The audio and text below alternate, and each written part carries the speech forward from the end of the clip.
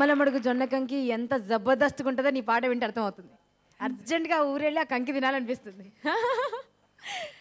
జమ్మలమడుగు జొన్న కంకి దుమ్ము రేపింది కదా మామూలుగా కాదు.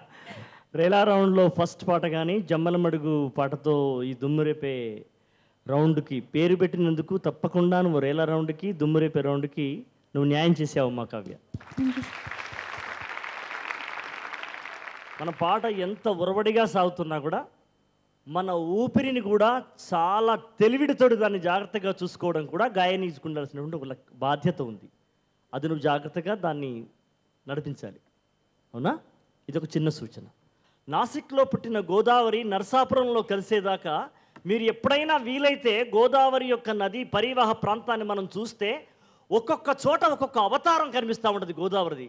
అలా పుట్టినప్పటి నుంచి పోయేదాకా గోదావరి నదీ తల్లి యొక్క అవతారాలు ఎన్ని వైవిధ్యాలుగా ఉంటాయో జానపదం యొక్క పాట యొక్క అవతారం కూడా అన్ని వైవిధ్యాలుగా ఉంటుందన్నమాట. తల్లి గోదావరి ఆ రుచిని చూపించిన ఒక కావ్య. Hats off. సార్ బాయిలో నా పలుసు కూర నేల మీద నసలి కూర వాలు గమ్మన సింత సిగురూరా నా సామి రంగా వండుక తింటే వలుపు వలుండోరా బల బాయిలోన